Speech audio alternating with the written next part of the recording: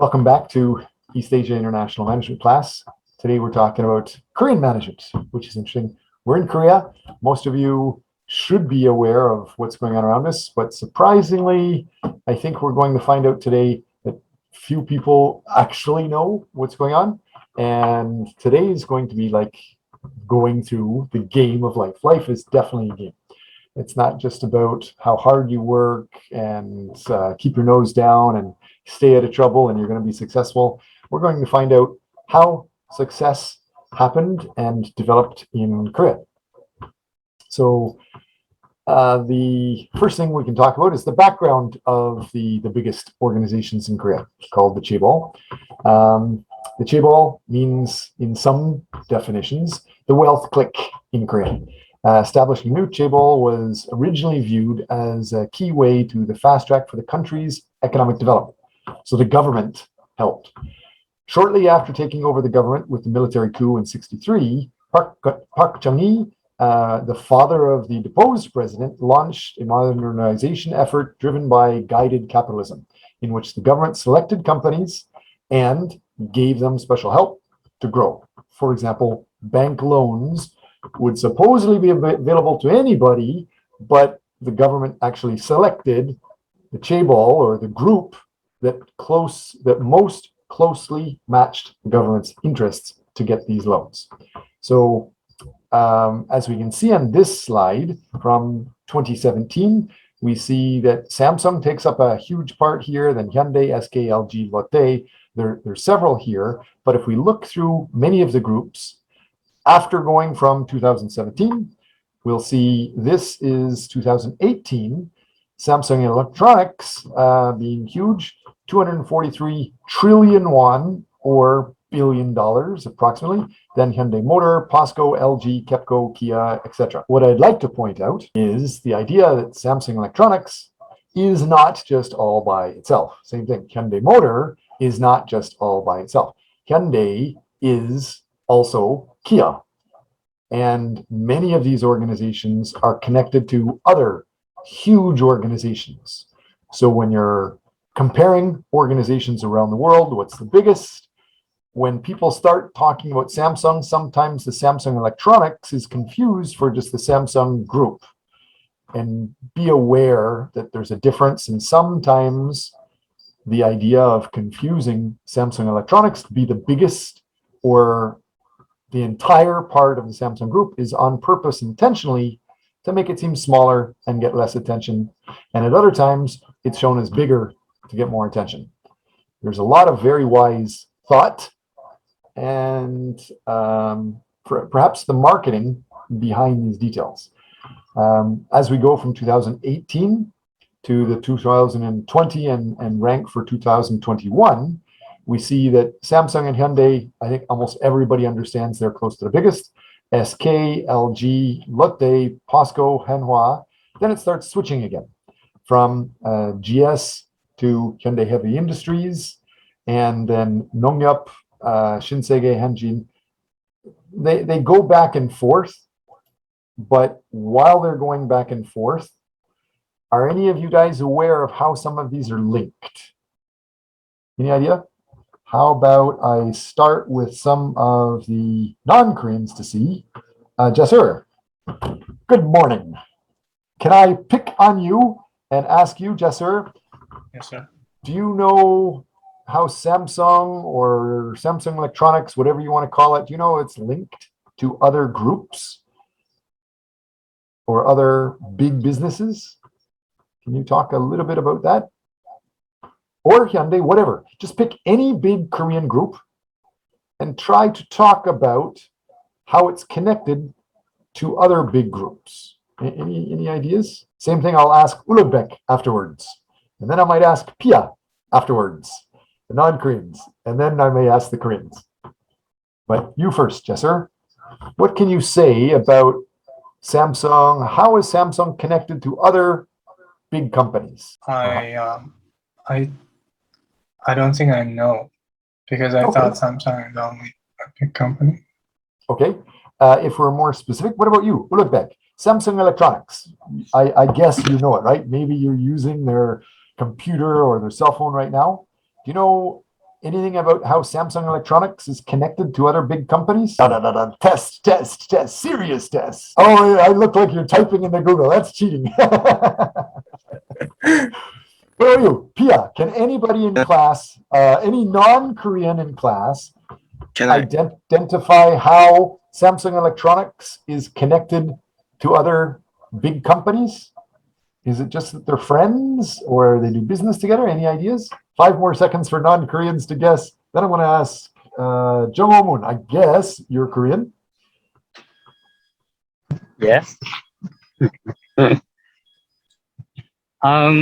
First of all, we can see that Samsung and LG, they are big competitors, not as a mobile industry field, because LG, they dropped the mobile phone industry, but they are competitor as a electronic home appliances. And POSCO and Hyundai, heavy industry, they are doing a lot of collaboration because POSCO can provide a lot of iron materials to the Hyundai heavy industrials. Okay, thank you for talking about the huge outside companies. I'm talking about inside Samsung. Again, the specific question was Samsung Electronics. Is Samsung Electronics tied to other big companies, like doing business, helping them grow? As you said, Samsung Electronics and LG are kind of enemies or competitors. Well, the question is, how is Samsung Electronics connected to another company that will help it grow? Absolutely will help it grow. Not Sir, isn't it yes. Google? Google, Samsung Electronics connected to Google. Okay, maybe good. Yeah. Good. Professor, can I? Go ahead, yell it out. Yeah, Samsung Group is a big group tribal in Korea. It also builds apartments. Also has a chain with Shinsegae Group is also is a Shinsegae Group. Samsung is a parent for Shinsegae Group. Shinsegae Group in Korea is a biggest. How can I say? Big company. Okay, so I'm going to try to help you. So also you, in logistics, also Samsung plays an important role. okay, so I want to help your classmates understand this. So Ulukbek and Jasser, they're listening. And the question again was Samsung Electronics. Many people around the world know about it. And the question was, is Samsung Electronics connected to other companies to help it grow? And most people were saying Samsung Electronics has a relationship with LG, blah, blah, blah. But those are like enemies. Those are competition. And you started talking, the first thing you said was apartment buildings. Are you smoking drugs? What do you mean Samsung and apartment buildings or logistics? We're talking about Samsung, like the Samsung company that makes your cell phones. So how is that connected to apartment buildings or logistics? I mean, in the very good. Don't let me scare you. I want you to be confident. You should be telling me to be quiet, and this is the way it is. Keep going. I mean, Samsung also operates in construction side, also not only in electronics. Ah, you mean they have construction to make their electronics companies bigger all the time? Yeah. That's okay. So Samsung Electronics is always doing construction to grow Samsung Electronics. No, not only. Good. So make sure Jasur understands. Make sure Ulukbek and the world understand. How is Samsung really big? And how?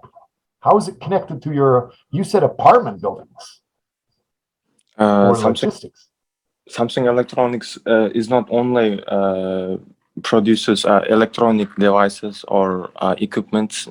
They also build apartments. They also have a chain in other biggest company groups like Hyundai. Hyundai manufactures almost every car in country. The Kia, Hyundai, Genesis, all of the the companies are belong to Hyundai. Like, Okay, good. So to help you out, Yeah. you guys can see my computer monitor now, and I apologize, it's blurry, but this is coming from another website, which is really small image, and it's explaining some of the background, like how Samsung actually exists. And so Samsung is this grayish blue area here. And more specifically, this is the father. Lee Byung-chul started Samsung. And then Lee Byung-chul basically owns all or controls all of this bluish gray area. And if we look at it closely, this blue area could be Lee Byung-chul, and then on the red is his wife. And over here, the son, Lee Gun-hee, was the son of Lee Byung-chul, and Lee Gun-hee is married to Hong La-hee. And Hong La-hee basically is part of the family that owns Jung'an Newspaper Group. And then if we go down farther, we see another son, Im Eun-jae, is connected with Lee Bu-jin, which is the Sheila Hotel Group connection.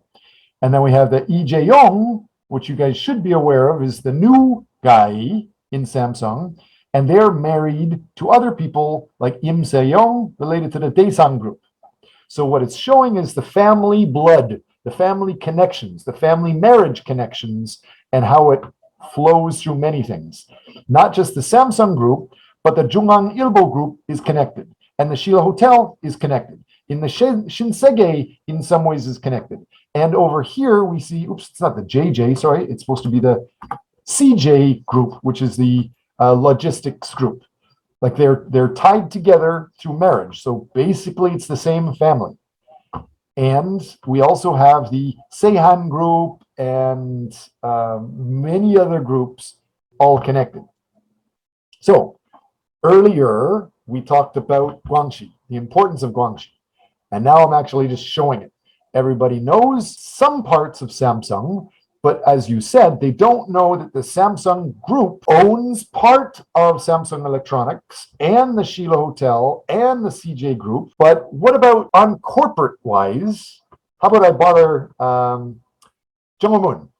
Do you know which corporate group is basically the most powerful or owns the Samsung Group? And I'll just give you a hint. Samsung Electronics doesn't actually own the group. There's a different joke of a company that owns the shares that control it. Do you understand what I'm talking about?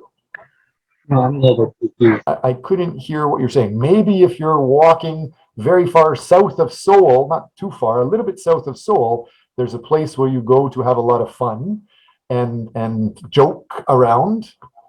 Do you know what part of what playland I'm talking about now? Samsung Everland. Have you heard of that?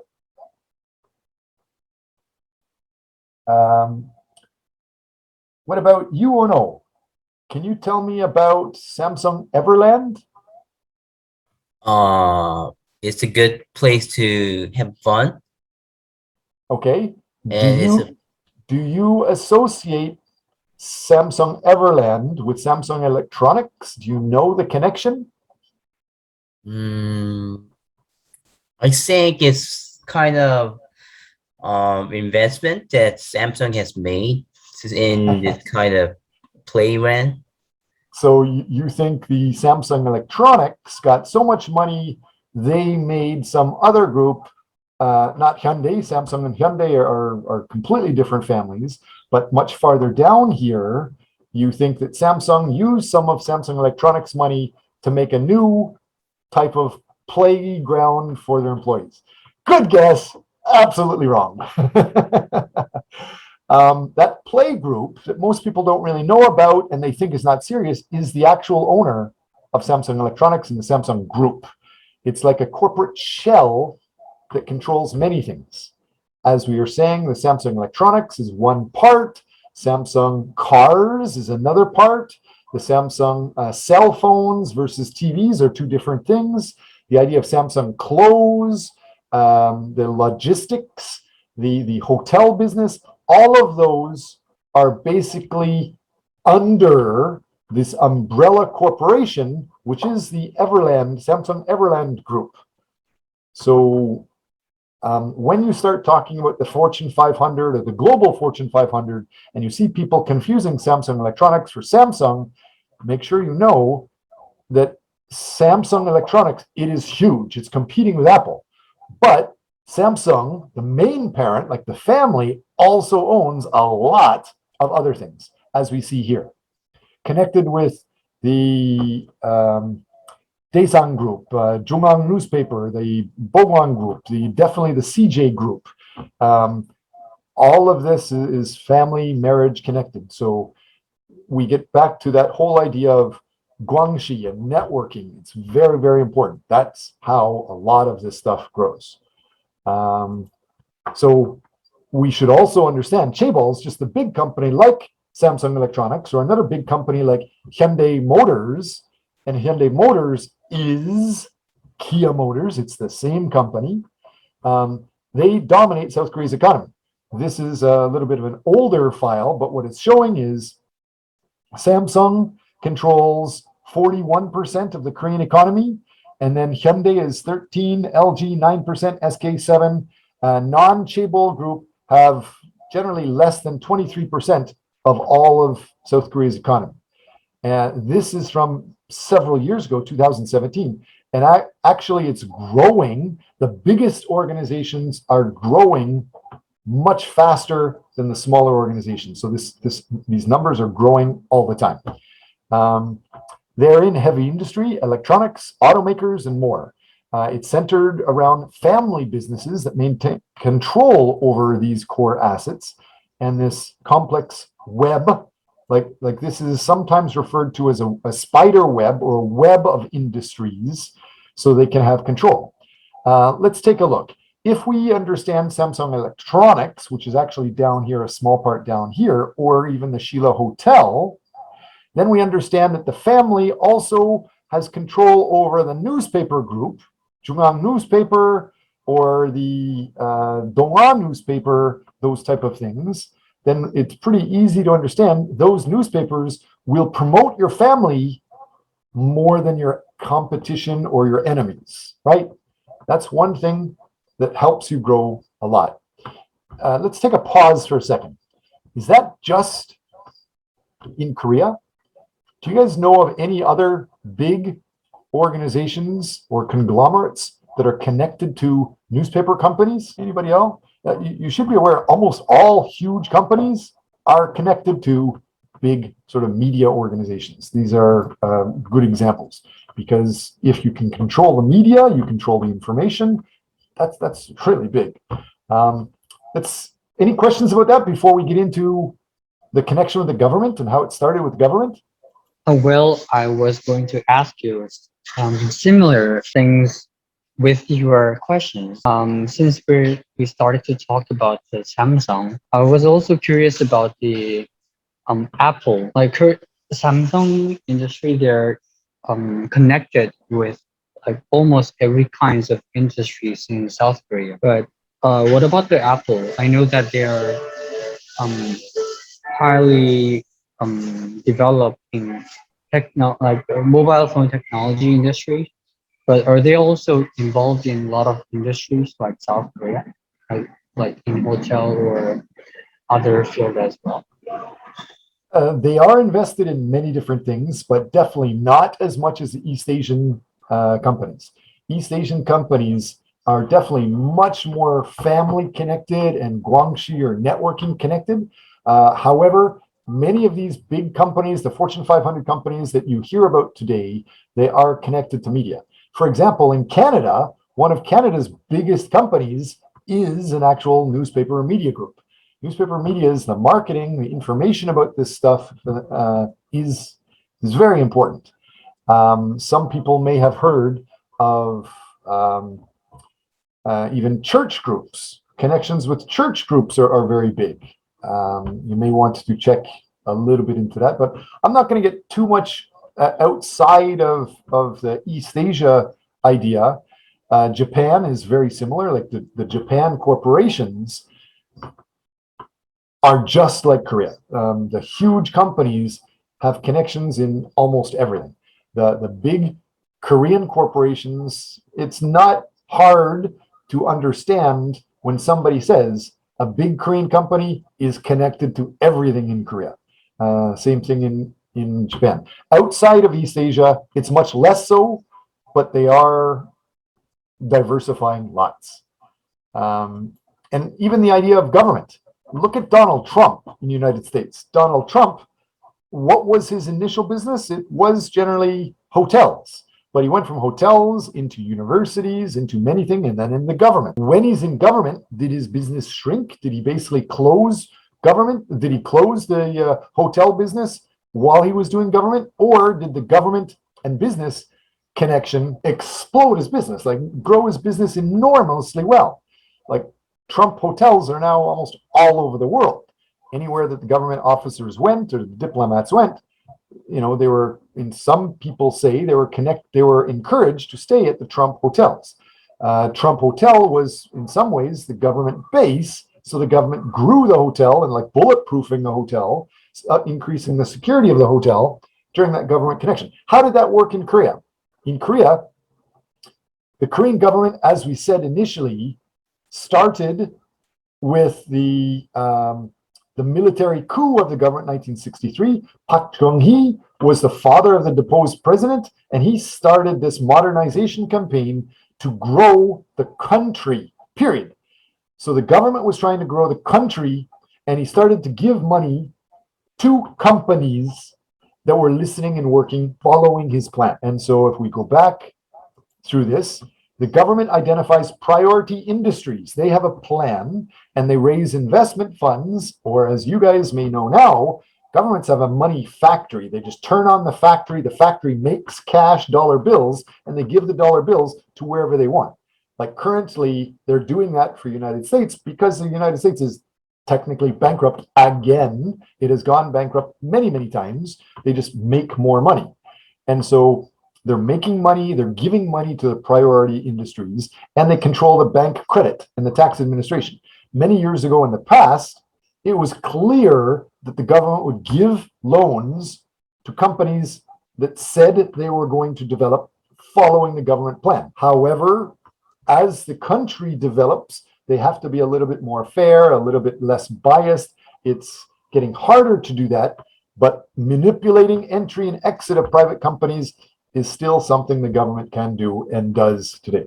Favoritism towards large export-oriented corporations, not just until the early 1980s, but I would argue until today.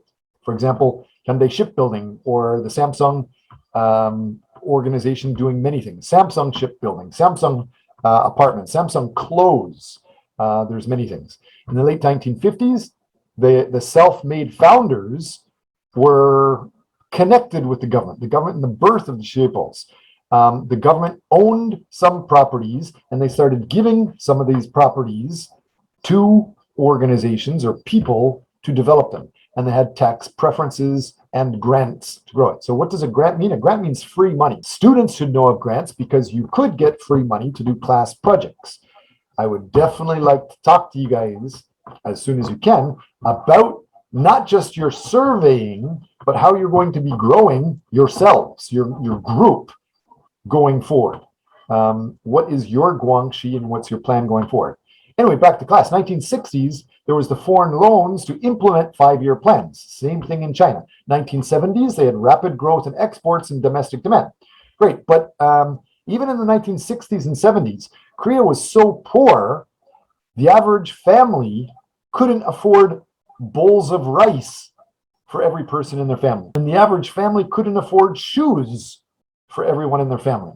But very quickly, in about 20 to 30 years, Korea went from not affording rice to now they have one of the biggest extra warehouses of rice and one of the biggest economies in the world. So chaebols are diversifying into products and markets. That was how they started. Now that they're definitely developed and they're competing in the global scene, people are saying the opposite. They're starting to be less diversified and trying to specialize in certain areas. But we know, as we saw, they still have the family connections doing other things. For example, possibly being able to get preferential loans from a brother or preferential treatment from a sister or a sister-in-law, something like that. So the Chaebols own large private corporations, and their family also owns it, or the in-laws also own it. So they help affiliates grow faster. It develops risky business that requires substantial investment, less bureaucratic and more dynamic. Competitive edge in the world and domestic markets in many ways. Problems with it is, of course, they can be argued to be a monopoly.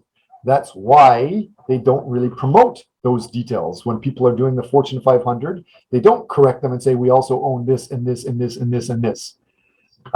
So they want to avoid being seen as a monopoly, and they want to avoid being seen as controlling most of the economic wealth of a country. So the Chaebols, they're comprised with many different affiliate companies. Each of the 10 largest Chaebols control an average of 18 corporations up to 1988, but then it kept growing for a while. Chaebol groups are generally younger and smaller than the large Japanese business groups. You realize Japan took over Korea for a while. Japan controlled Korea for a while. Japan took a lot of the valuable items, including people, out of the country over to Japan. And then Korea had to start from zero after Japan left. And so it's younger. But later today, I'll talk to you about how that Japanese initial control of Korea and the Japanese fact that they were more developed even after they left Korea has an impact. Do any of you understand how Japan had an impact on Korea's growth, specifically Samsung's growth? No, we'll talk about it throughout class. So these Chaebols, many of them are still owned by a founder's family members. Family members is super, super important. There's different types of ownership structure. Type 1, 2, 3. For example, with Hanjin, they have the direct ownership structure. It's very simple. Owner's family owns this company, this company, this company, this one, and this one. These are all subsidiaries or affiliated companies. That's easy to understand. And then we can get into something else like Daewoo, the first big organization I worked with Samsung. Maybe I should hide that since most of it went bankrupt, but I don't. I would be glad to tell you why. This Daewoo type 2, is a holding company where the family or one company is a holding company for another, which owns many others.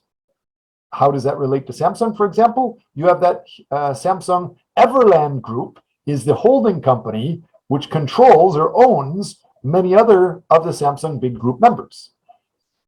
And then you can get into a little bit more advanced, or much more advanced, mutual ownership structure.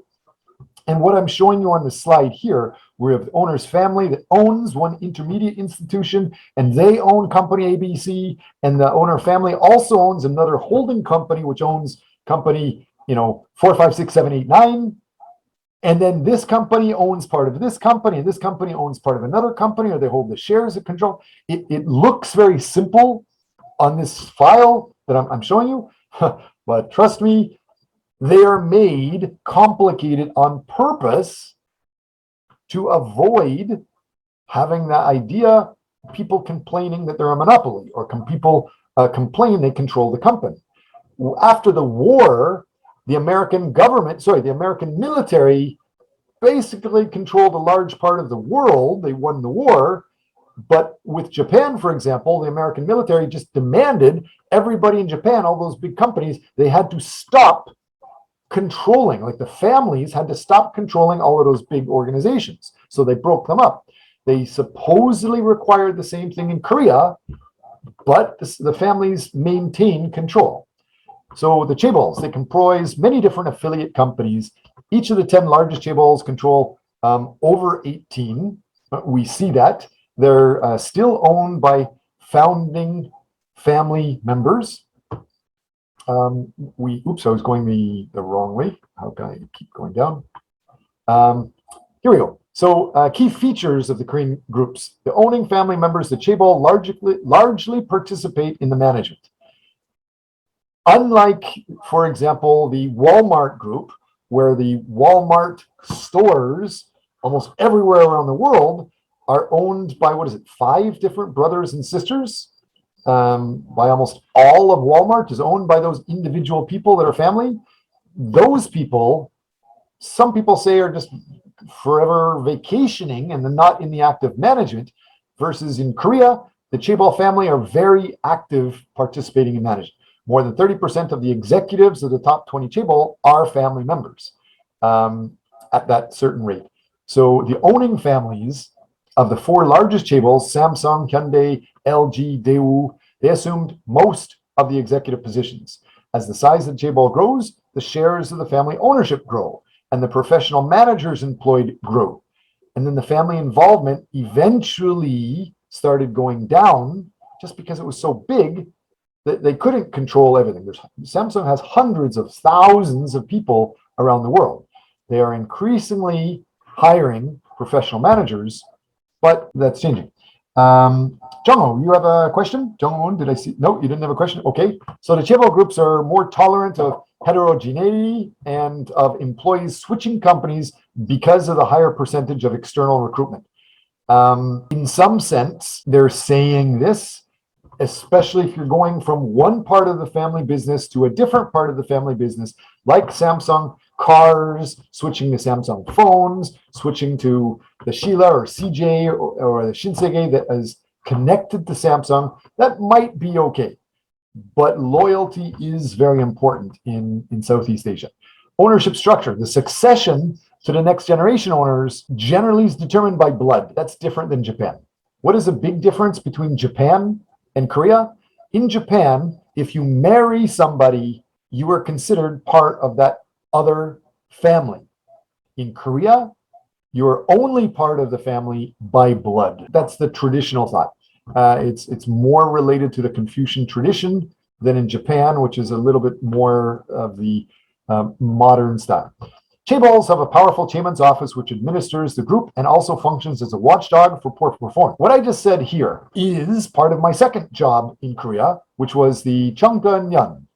UNO, do you know what Cheongkyun, I keep saying it wrong, Cheongkyun or the Federation of Korean Industries? Do you know what that is? I've heard of it, but it's like a group of business, I think. A group of what? Group of big businesses, I Yes. think. So, as I said, if we go up to here again, we understand that there's a Samsung group, there's the LG group, which is very separate. There's the Hyundai group, very separate. All of these huge organizations control the country. Let me say that again. The huge companies control the country. And so these big companies take some of the top executives, some of the top brains out of Samsung and send them over to another group. And LG takes some of their top executives, top brains, and sends them out to this consulting club. And the Hyundai group sends some of their top executives to join this consulting group. And so that's what we mean when we're talking about here. The Samsung sends people, Hyundai sends people, LG, Daewoo, they send people to join these consulting groups. And that's what we're talking about here in some sense. The chaebols have powerful chairman's office which administers the group, and it functions as a watchdog for your own group, but it also knows that the other chaebol are also powerful, and you are related because the government started you and helped you. So you still work with the other government favorite child, the other competitors. And so your top people work with their top people to find out how can we grow the country together. And so part of my first job was working for that club, the consulting club, which is called the Federation of Korean Industries, to grow Korea around the world. And so we started by understanding Korea grows by selling things outside of Korea, making things in Korea, selling them outside. The money comes back into Korea. And so they were selling things on sales trips throughout Europe, for example. And this European tour, the sales group, wasn't designed inside Samsung. It wasn't designed in Hyundai. It was designed in that consulting group, which is called the Federation of Korean Industries. And so they would have government support to go on a tour throughout Saudi Arabia, the Middle East, Europe, or North America, South America, and get the government support to grow each of these chaebol, which was incredible. Make sure you have that in mind. How are you growing? If you really, really want to be big, are you aware of how this game of life works? So the chaebols do not have powerful general trading companies like in Japan, nor do they have in-house banks like they have in Japan. Those are big differences, but the banks are controlled by the government, and as long as you're doing the work that the government wants, the money generally was easy. Financial firms within the chaebols, which were often controlled by the owning families or the holding companies, do not own their stocks or the stocks of other group companies in some sense. Let's take a look a little bit about that. The idea that the banks in some ways are the government. How does that help you? How does that hurt you? What is that risk? You guys do realize that after the Korean War, in my opinion, one of the biggest things that changed Korea was the Asian financial crisis of 1997, 1998, where Thailand was starting to go bankrupt. Korea was at a very close risk of going bankrupt to the International Monetary Fund, the IMF. And in order to pay back money very fast, pay back some of these debts, they borrowed so much money to help Samsung and Daewoo and Hyundai expand, and they had to pay these loans back immediately. How did they do that? Well, the government that was supported mostly, for example, by Hyundai and Samsung, they got preferential treatment. And if any other organization was supporting somebody else for government, guess who the government required to pay the money back immediately? Bye-bye, Daewoo. Daewoo was supposed to pay back all of the money almost overnight, which is impossible. That's one of the big reasons why Daewoo disappeared. So think about that. Make sure you're planning for your own future growth. Managerial styles of Korean companies. There's the organizational structure to think of. There's formal and informal, and the family-based, for example, compared to that web of ownership versus the I have stock in the other companies, or I have controlling shares, voting shares in other companies, versus the managerial processes. That family controls the leadership and the decision-making. And if you're coming up with ideas that don't match that, you are generally considered wangta. UNO, can you explain what is wangta? What is Wangda? Yes. Means For example, Pia and it's like Jasur, they might not understand. Do you have to care? If you become wangta, is that no much of a big thing? For example, me in Canada, I don't care if I'm part of the popular group or not. I can still do what I like. And if I work hard, I can be successful. What about here in Korea? What is wangta, and why should we is get it? in Korea we say different things, different terms is use different terms to say. We instead using a wangda, we say asa. Okay, but what does that mean in English? Wangta is Korean language. Wangda is in English is literally means bullying, physically or mentally, or whereas asa means something like you're not in the popular mainstream or main group thing. Okay, That's the difference. good. I actually translated your Korean better than mine, but my translation of wangta means outsider. So in Korea, there's a huge pressure that everybody must be loyal. Everybody must be part of one big family group. If you are not, if you have purple hair, for example, or you start wearing strange other clothes, you're not part of what the group is doing. So you are wangta, or in English, you are an outsider. And in Korea, for many, many years, that was considered very bad because everybody was supposed to be in that one group to grow the country. And if you're outside, that was bad. So I think you were saying if you're part of that other group, what was it you were saying? You're not asa. You're not in the popular group. Yeah, asa. Right. Asa is usually you're the good guy, you're the popular guy, you're the great guy. Versus, no, asa means you're not in the mainstream or main group. and that's very important in Korea. That you need to stay and understand how Korea works is you have to be very much aware of what is your group. For example, every student in our class, you must understand how we are all part of a university group. If you leave that group, you are still reflecting that group. And so forever in the future, if somebody else from this university contacts you, you're supposed to treat them like family. And that definitely is the way the Korean companies are set up. Human resource management, the recruiting, the training, the reward, the promotion system, severance, the trade unions. A lot of them, for example, wherever your corporation, like where Samsung was created in the province or state of that country, well, that province or state, whoever else is from that same province or state, in some sense, historically, had a much bigger advantage to get into the company than somebody from a different province. They're very big connections. So the Korean type management, there's other features, not just geographical, but top-down decision making. That one family controls the information and they just tell other people, do this.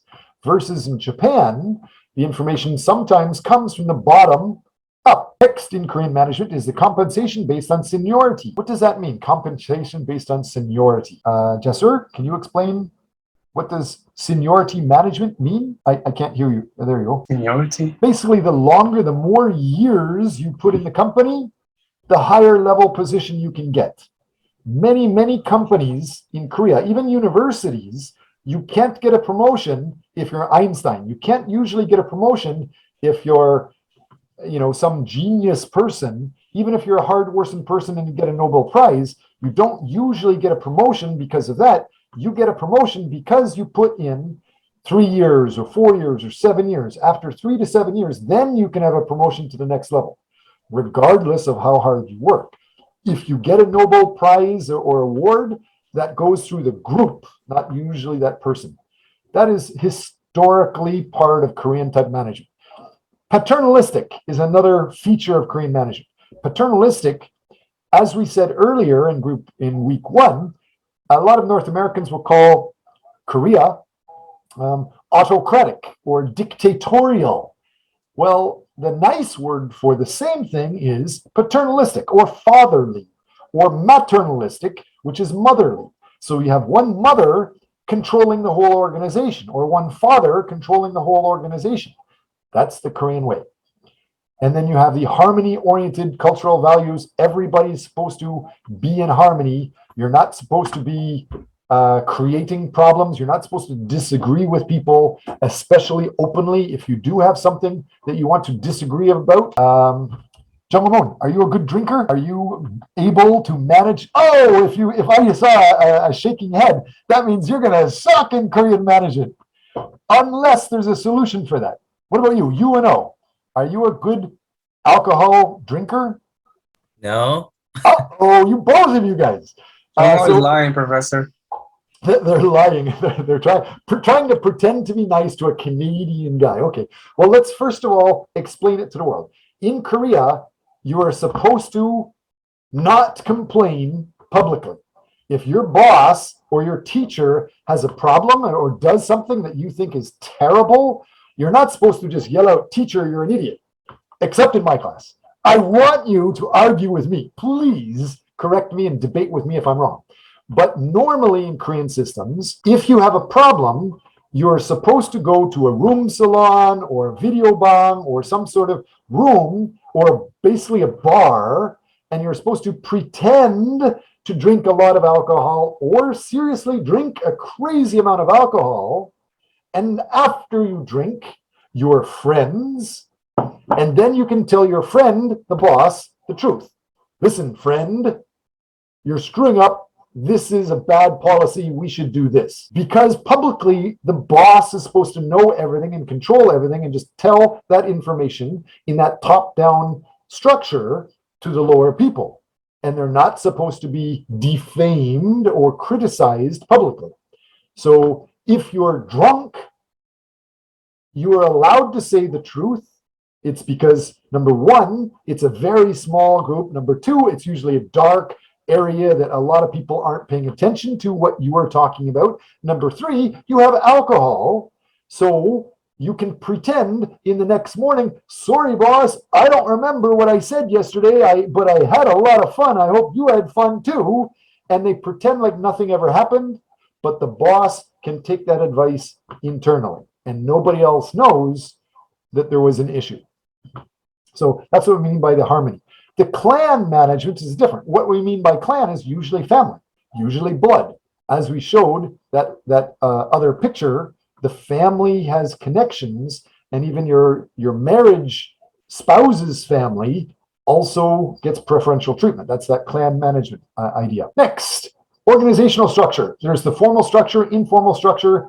The idea of centralization, there's very high levels of centralization, high formalization, very high levels of hierarchy, but the clear-cut job description is low.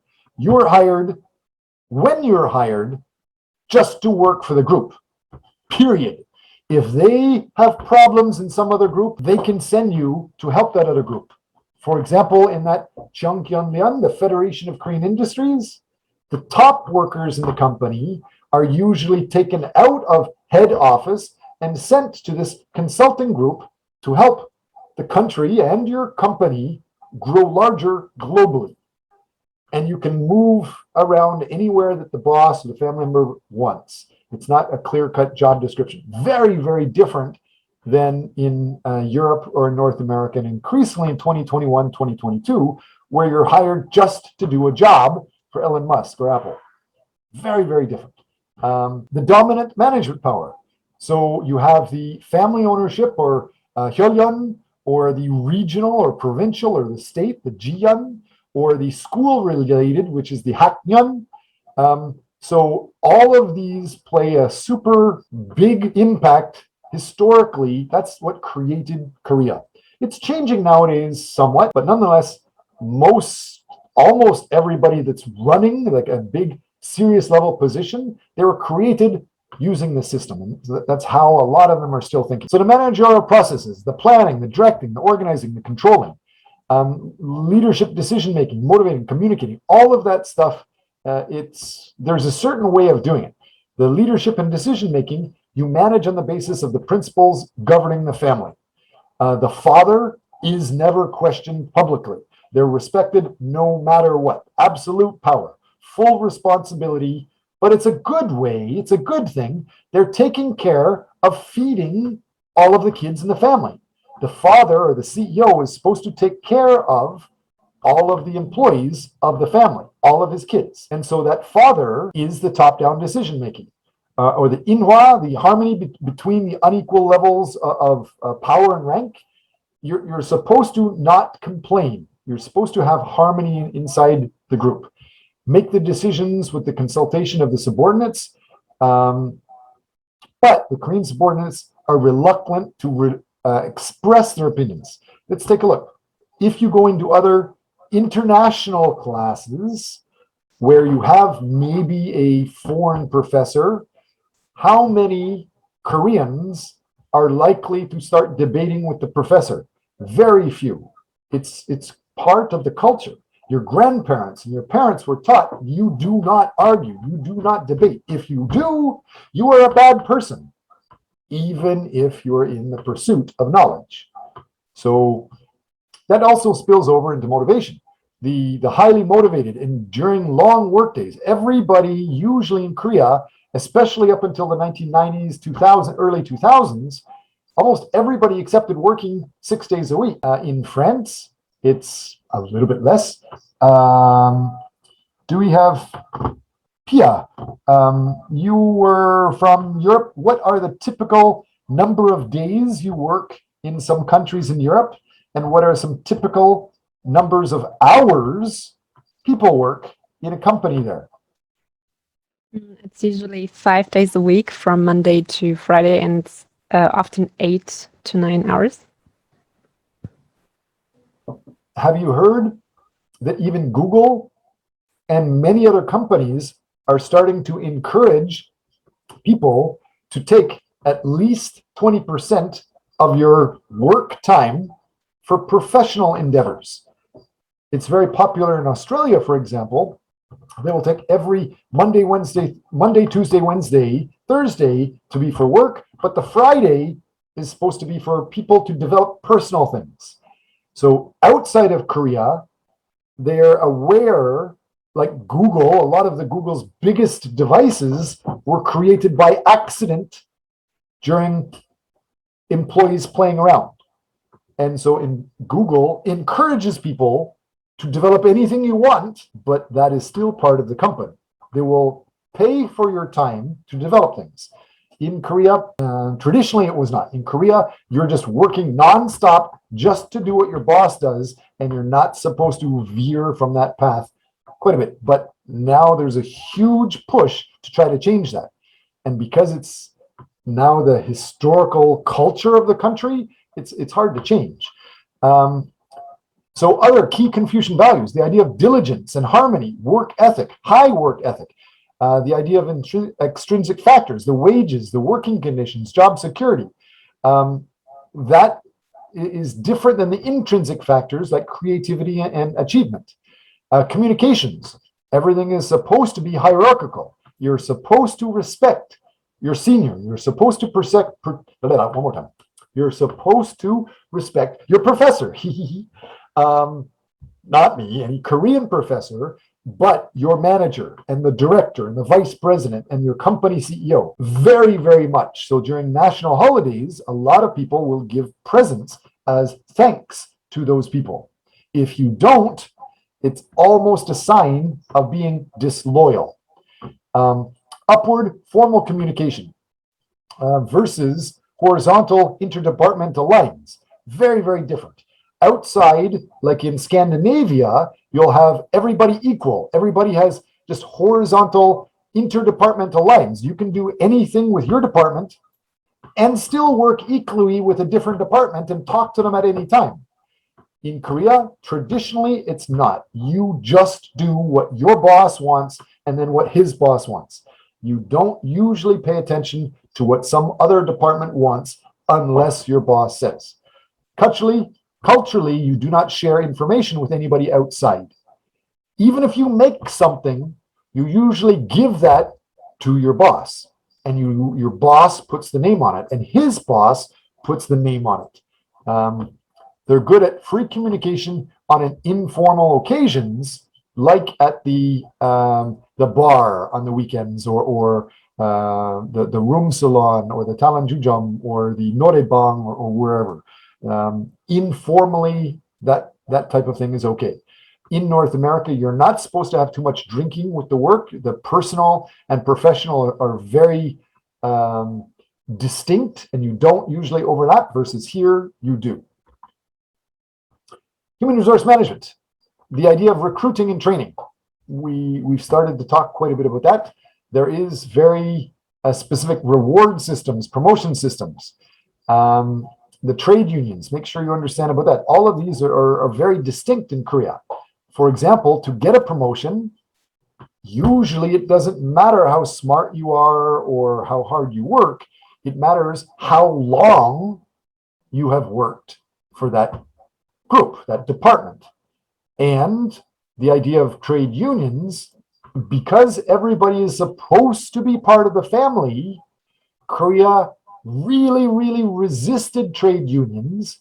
And so for people were getting killed. It wasn't very long ago that they would find out some high-tech companies were using very dangerous chemicals to make the high-tech computer chips or the components, and those fluids and those components were killing people, and yet people were not allowed to complain. You kept doing your job. It's just the company would give your family a lot of extra money because you died doing the work. And so the trade unions fought against that powerful group, and the trade unions in Korea are famous. I may be wrong, but I think a lot of people would say the trade unions in Korea are the most the strongest, maybe the most violent trade unions in the world because of this. 15 years ago, 20 years ago, 25 years ago, the trade unions were protesting so much, almost all of the protests, you would see huge, many buses full of not just police officers, but police officers in full body armor and canisters of tear gas to go take care of these trade unions. Anyway, over to the recruitment. Recruitment, usually it's once or twice a year. Usually they go through the famous universities. Usually, up until the 1990s, 2000s, they were looking a lot for the English proficiency. It's starting to go now, but down a little bit now for the English because they assume even regular Koreans know more English now because Korea is so advanced. And so now we're testing just more and more for the knowledge and the personal interviews. And then at the bottom, they're looking for various experiences. But again, the first thing they're looking for is the groups. A big company usually has a close collaboration with certain universities, like Samsung has Samsung University. Jung-Ho Moon, do you know which one is the Samsung University, or which university does Samsung fund and develop the most? Sweden University. I couldn't hear you, but I think you were correct. Sungkyunkwan University, SKKU. Sungkyunkwan University gets huge amount of investment from Samsung. And that's one of the reasons why it started from almost nothing to about 20 years ago, it wasn't even known. And now it's super big, super famous, one of the best in Korea. And there's a very tight relationship between Samsung and Sungkyunkwan. And the training, the idea of the company owns the employee, and that company, they have their own training center. So when they hire you, you are taken like a military cadet to live in like a barracks for a while. And for sometimes many months, you are trained in everything about the company. So you're not required to know things before you work. Please make sure anybody in Korea that's listening now in 2021, 2022, that must be changing. You guys must start trying to understand what the company is doing before you go for an interview. If you're in an interview, you should be thinking of how you can show them something that will help them do their job. Show them something of mutual benefit. If you're just showing you're the smartest in class, that system is very quickly disappearing. More details related to human resource management. The idea of the reward system. You get the rewards based on seniority, number of years you have been working for your boss without problems, and related to your family ties in the school, in the region, performance. I've worked for several Korean companies and organizations, and I've seen many of them, because I was the international expert, I would be brought in as the specialist, working with the real brains of the organization. And one of the first questions I saw asked many times was, where's your family from? And that generally means, which geographic area are you from? Which level of wealth are you from? Which type of schools are you from? Are you connected to my family? Are you connected to my neighborhood or not? So less so it's the performance, but that's growing quite fast. As far as the severance and retirement, everybody usually historically works in one company until they die. And that's changing for the higher rate of job hopping. That is a taboo topic. I suggest everybody develop your skills so you are a specialist. So you might be able to help several different departments inside your company if we're talking about Korea. But globally, you should understand what job hopping is. Yasser, Olegbek, Jong-Moon, Pia, any of you, can you explain what is job hopping? Job hopping, number 1, 2. Well, I would say it's basically changing your jobs so that you don't just stay at one company forever, but many people are hired just for several projects or something. So you're helping the company, but you're also helping yourself by gaining more experience. Yes, you always have your resume out on the internet for these job agents, search firms to take notice of you and to try to get a better job. Every 2 years, a lot of people say you should be hopping to a different job, because especially in East Asia, the only way to get a promotion is to put in 7 years in that job. After 7 years, you can get a promotion. Versus if you jump to a different company every year or every 2 years, you can get a higher job. Go from an assistant manager, 1 year, 2 years later, you're the manager. 1 year, 2 years later, you're the junior director, and then you're the director, and then the vice president. That happens by job hopping. However, it's traditionally highly discouraged in Korea. Loyalty is highly respected in Korea. Then the trade unions. After the Korean War, they basically started for a short time with the American-style labor-related legislation. The government was saying we're not supposed to have just family-owned businesses, especially in Japan. 1960s, the government dominated the Federation of Korean Trade, the Federation of Trade Unions. The government dominated that. Then in the 60s and 70s, Park Chung-hee government, that they had a special act on the national security restricting, let me make this a little bit easier so you can see all of the details, restricting labor confrontation. He was saying you're not supposed to fight. However, there was still huge fights with the trade labor unions. Make sure you're aware of those things. In the political reform with 1987 or 1988, when Korea started to open in 1988, that's when, before 1988, everybody had to follow the father, right? Everybody was paternalistic. Everybody followed the government. Nobody was allowed to be the wangta. Nobody was allowed to be an outsider. Nobody was allowed to be unique, usually. And so you had to do just what the father said. And all of the information was controlled just by the father. However, they learned globally. The fathers learned that they need to grow and do different things. And so the fathers in 1988, together with the government, they learned that workers were allowed to make some suggestions to grow faster. However, people were so obedient that they didn't make any changes. Even though the government and the companies allowed them to be outsiders and unique and entrepreneurial, nobody started for several years. Have you guys ever checked older parents or your grandparents in Korea? When did they start to travel? Most older people and grandparents could never travel outside of Korea. To travel outside of Korea, you had to have special government permission to travel. However, in 1988, the government said, yes, you're allowed to travel. Yes, you're allowed to be unique. When did Koreans start to travel? Only about in 1992, 1993. Even though in 1997, sorry, I'm getting too excited. 1987 and 1988 is when the government started to allow people to travel. Anybody in the country was allowed to travel. But because they were so obedient and they're so, they had a habit of just staying in the company inside the country, nobody started for several years. It took many years before people started to travel. Nowadays, in 2021, 2022, everybody can travel, but that's a very, very new thing. So questions for discussion. There's many. I hope you realize these things. But what about Samsung? Everybody knows Samsung is the biggest. It's the main part of Samsung. And Ulugбек, have you heard, or Yasser, have you heard, what do Koreans traditionally think of Japan? Do they like them? Are they good friends? Do they respect them?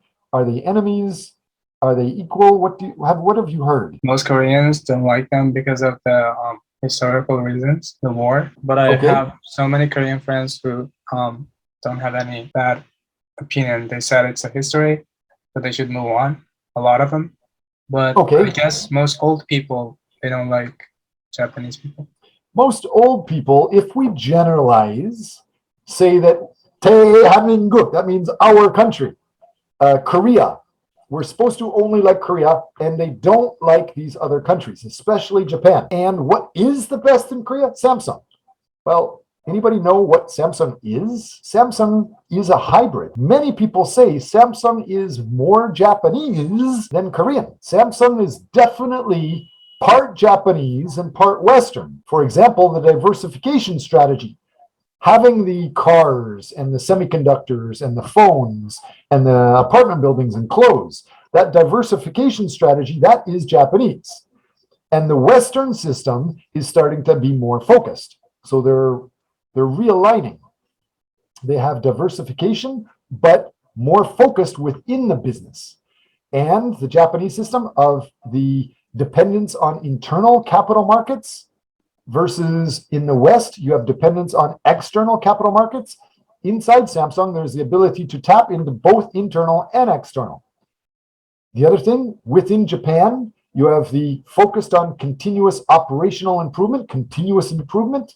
Everybody should be aware that is like a Japanese thing, and the best for the price competition versus the Western system, which is focused more on the innovation, marketing, design to establish strong brands and premium pricing. That idea inside Samsung, they're focused on the continuous improvement and applied R&D, but also innovation, marketing, establishing the top brand and premium pricing. So Samsung is usually known as number one for whatever. But when you're thinking about being innovative, you're starting something completely new. You can't be number one if you're starting something completely new. So it is going back and forth. The whole idea of long-term relationships with the suppliers based on the deep unconditional cooperation, that is definitely from the Japanese system versus in the West, you get your supplier based on the price, based on the quality. Doesn't matter if they're family or not. So overall with Samsung, the long-term cooperative supplier relationship is very, very important. But there's some competition within your company. It's not just that. There's also dependent on the internal labor market, the limited recruitment, the seniority-based system versus the West, which has the dependence on the external labor. You get work from anywhere in the world. Now with coronavirus and online work, Western companies are going to be hiring people from anywhere, and they have the open recruitment based on who is the best candidate to do that specific job and the merit-based promotions. So in Samsung, it's interweaved between the Japanese and the Western style. The human resources, there's interweaving internal workforce with outsiders attracted into Samsung with the market-based compensation. Usually they say that. Then they have the annual recruitment for entry-level jobs. Most university students join the big chaebol when the chaebol have their annual events to hire new people. And then you have the coexistence of seniority-based system and the merit-based promotion and compensation. Mostly it's standardized, but it's slowly starting to have some individualized incentives. So there's lots of different details related to that. There's many different family that we show here, how they're honorary chairman of the LG group, and they're connected throughout it. The chairman of the LG group is a different person, chairman of the Heesung group, chairman of the LG Philips, chairman of the Heesung Precision, all part of the LG group, but they're all basically part of the family, bon. And the same thing with many different groups, many different organizations. Realize that family connection, being part of that guangxi, very important. In Samsung, everything started with Byung-chul, 1938. That one guy created everything from a business primarily in trade, selling dried fish, vegetables to Manchuria and Beijing. Then through 1970s, Samsung got into this was far after the war, after the government was giving huge amounts of money to grow, then they started to have a lot of money and they started into the heavy machinery and the chemicals and the petrochemicals. Now Samsung's the biggest chaebol in Korea. And you see here, Lee Byung-chul was the first, but the second generation was a different group of people. And then the third generation is still a different group of people, but now we see that the CJ Entertainment vice chairman or the CJ group or the CJ general manager, a different family group. You have the former Seihan Media or the Seihan Media president versus the vice chairman versus the executive director. The family is incredibly important. All of this is trying to simplify that whole idea. Slide 25, going back to what we showed here, the group and the family members. Again, what it's showing here, this family member within the Samsung group, the Bujin with the Shilo Hotels, controls the Shilo Hotels, married to somebody else. And Lee Kun-hee with the Samsung Group is married to Hong La-hee, which is from a different corporation, the Jungang newspaper. But because of the marriage, they help each other and they're promoting each other quite a bit. So hopefully that helps understand a lot of those details. The LG, LS, GS, that same idea. The family members are definitely in management, controlling quite a lot. LG Corporation, they're in chemicals, electronics, telecommunications. They have many different subsidiaries or affiliates. You see the family here controls a lot of this. The one family member, the president of GS Network, another one, the president of GS Energy, another one, vice president of GS ENC or the GS Home Shopping, the GS Holdings Corporation. This holdings company controls the oil, the power, city gas, and the GS Smart and the home shopping. It's a little bit hard to see here, but that whole idea that the family businesses are very complex. Samsung nowadays, to get a job, you should know who's in charge, what they're doing, and start planning to add value to them. Don't just wait to get hired, but at the same time, they usually do look for the best of the best, the number ones. So you should, in some way, be number one in something. And now this leader, some of the people that they're looking at is the Kim Sung-taek and the Lee Kun-hee. Kim Sung-taek is the pathfinder in Samsung. Some people are saying is the new head of Samsung Group's revived strategic planning office. There's arguments going back and forth with this younger kids managing details, especially clear in Hyundai. The family's arguing about who's going to be running things, but understand that huge connection is important. Lee Kun-hee was not the original founder, but he definitely controlled it, and all of the sons and daughters were under him. He was the chairman for the electronics and grew it. The key word of his latest narrative is the youth or change, always trying to change. Had competitions for many things in general. Samsung, oops, we're missing a G here, but Samsung is definitely supposed to be, that Samsung logo is very powerful. When I actually started and they were talking about the Samsung logo globally, I was kind of new in Korea. There weren't a lot of non-Koreans, which means there wasn't a lot of English. They were spelling Samsung and their logo wrong. And they invested millions of dollars to go around the world to promote Samsung with spelling mistakes. I thought that was kind of interesting, but they quickly fixed it. However, no matter what, everybody in Samsung is generally thought to be number one. You're supposed to look like number one. If you look like a bum, give up that idea. We're basically almost finished our class. Do anybody have any questions related to that? Next class, we're going to be talking about quite a bit. We can talk about the SK, the Doosan group, different symbols, but I would like you guys to focus on that whole concept of how you are going to plan your network or plan to get into the network for your own growth.